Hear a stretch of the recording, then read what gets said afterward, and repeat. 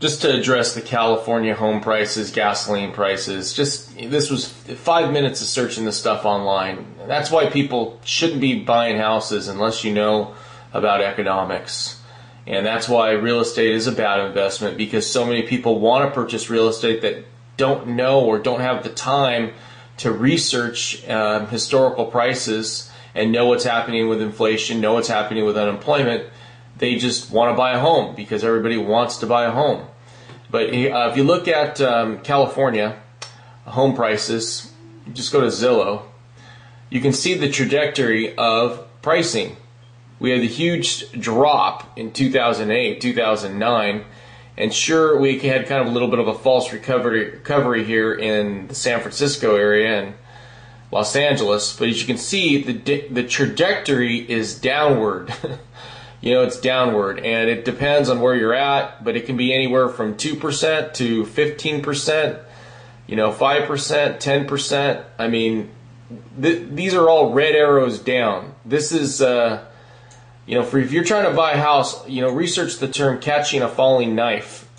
You're leveraging into an investment, meaning you're taking a little bit of money that you have per month and a down payment, and you're leveraging into a large amount of money. That's great when it's going up, but when you have this downward curve like that, that could be $20,000 or $30,000 you lose in a year that is not going to come back for 5 or 10 years possibly. So, these housing prices are going to come down a lot more. I mean, just because real estate was the investment the last 10 years doesn't mean it's going to be the investment next 5 or 10. Think monthly cost. What is your monthly cost? Don't think appreciation right now. And here's another one for the country. New York, Los Angeles, Chicago. It's the same thing. Los Angeles had the steepest drop in 2008, 2009. But as you can see, the entire country is on the same trajectory down. I mean, and if it's less in other parts of the country. I mean, you're talking about 4%, 5% year over year, 3%, 2%. Only one green arrow here. Cedar Rapids, wherever the hell that is.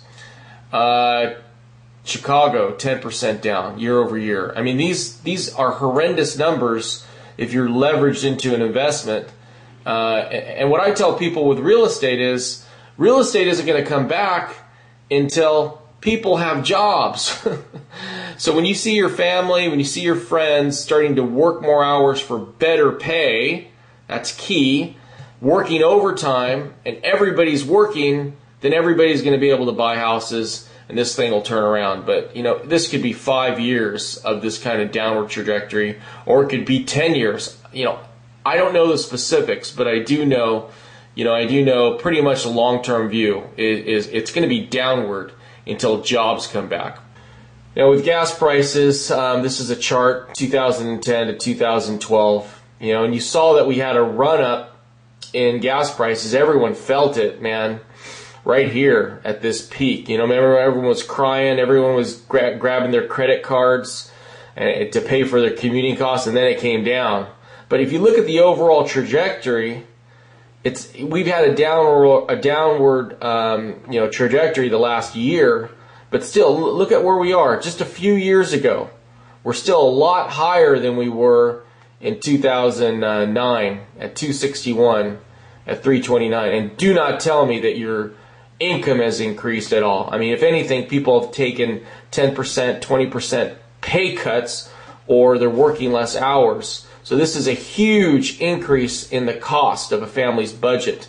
And this was a little bit harder to find with food.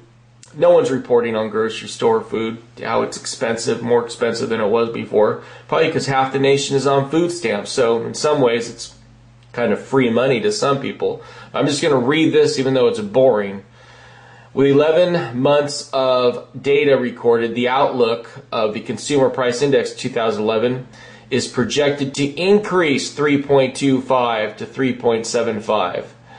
Food at home grocery store prices are forecast to rise 4.25 to 4.75%, while food away home costs are forecast to... So, basically what you're looking at is anywhere from 3 to 5% increases in food costs. I think this whole gasoline thing is going to turn around. There's too many things happening in the world that are going to put gasoline in danger, and we might be going to war in the Middle East. This is going to turn up, and it's going to keep going up. Look at the long-term trajectory. Don't be fooled by what's happened the last year. And then real estate, same thing, downward trajectory. So basically what this means is keep your rental costs low and live closer to your job and try to eat a hell of a lot less.